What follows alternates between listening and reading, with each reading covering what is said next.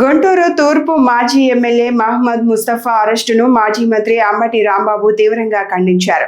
గుంటూరులోని వైఎస్ఆర్ కాంగ్రెస్ పార్టీ జిల్లా కార్యాలయంలో పార్టీ నగర అధ్యక్షురాలు ఈస్ట్ నియోజకవర్గ ఇన్ఛార్జ్ షేక్ నూరి ఫాతిమాతో కలిసి మీడియాతో మాట్లాడిన ఆయన ముస్తఫా అరెస్టు రాజకీయ కక్ష సాధింపు చర్యలో భాగమేనని ఆరోపించారు. వైఎస్ఆర్సీపీ నాయకులను లక్ష్యంగా చేసుకుని కూటమి ప్రభుత్వం కేసులు నమోదు చేస్తోందని విమర్శించారు. ఎలాంటి ఒత్తిళ్లు వచ్చినా న్యాయపరంగానే పోరాటం కొనసాగిస్తామని, న్యాయస్థానాల ద్వారా నిజం బయటపడుతుందని అంబటి రాంబాబు అన్నారు. 2 నెలల్లో 3 నెలల్లో వీఆర్ రెడీ టు లాకప్. జైల్లోకి వెళ్ళడానికి రాజమండ్రి జైలా, గుంటూరు జైలా, నెల్లూరు జైలా, ఏ జైలుకైనా వెళ్ళడానికి వైఎస్ఆర్ కాంగ్రెస్ పార్టీ నాయకులు సిద్ధమవ్వండి. ఎంతమంది లోపల పెడతారో తప్పుడు కేసులు పెట్టి చూద్దామని కూడా ఈ సందర్భంగా నేను చెప్పదలుచుకున్నాను. ఏంటి అన్యాయం నాకు అర్థం కాలే. బట్టలు మీరే చెబుతారు, పోలీసులు కళ్ళ ముందే జరిగింది, కేసు పెడతారు, మిమ్మల్ని రేపు చేయబోయారని తీసుకెళ్లి అరెస్ట్ చేసి తలుపులు పగలగొట్టి తీసుకెళ్లి ఒక ఎమ్మెల్యేని రిమాండ్కి పంపుతారు. చట్టం 4 రోజులు తెలియనట్టు ఉండొచ్చు, కానీ 5వ రోజు, 6వ రోజు, 10 రోజుకు, 20 రోజుకు చట్టం కళ్ళు దాని మీద పడుతుంది. వాస్తవాలు తెలుసుకుంటారు.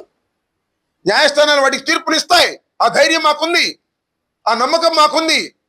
కాకపోతే ఒక 15 రోజులు, 20 రోజులు, 4 రోజులు జైల్లో ఉండాలి. ఉండటానికి సిద్ధం.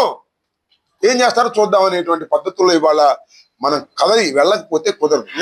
నేను ముస్తఫా గారు అసలు ఇక్కడే ఉంటే బాగుండేదని నా కోరిక. పాపం ఆయన భయపడి గుజరాత్ దాకా వెళ్ళాడు. ఏదో యాంటిసిపేటరీ బెయిల్ వస్తుందని చాలా అరెస్ట్ చేశారు గుజరాత్ వెళ్ళి. అందువల్ల ఎక్కడున్నా అరెస్ట్, గుజరాత్ ఉన్నా అరెస్ట్ చేస్తారు, గుంటూరులో ఉన్న అరెస్ట్ చేస్తారు. అందువల్ల వాళ్ళు కేసులు పెడితే పారిపోవాల్సిన అవసరం లేదు.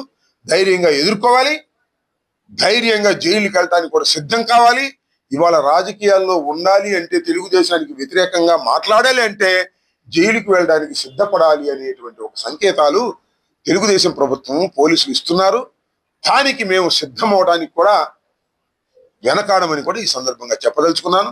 ముస్తఫా గారి మీద అన్యాయంగా, అక్రమంగా ఒక సాధు జంతువు లాంటి వాడు, మంచివాడు, ఒకరికి ఉపకారం చెయ్యని వాడు, ఒక చిన్న వ్యాపార లావాదేవీలు పట్టుకుని ఇంతగా వేధించటం అనేది చాలా దురదృష్టకరం. దీనికి ఆయన భాషలో చెప్పాలంటే భగవంతుడే ఉన్నాడు, అల్లానే ఉన్నాడు, అల్లానే దీనికి సరైనటువంటి శిక్ష దుర్మార్గులకు వేస్తాడు అని మేము భావిస్తున్నాం.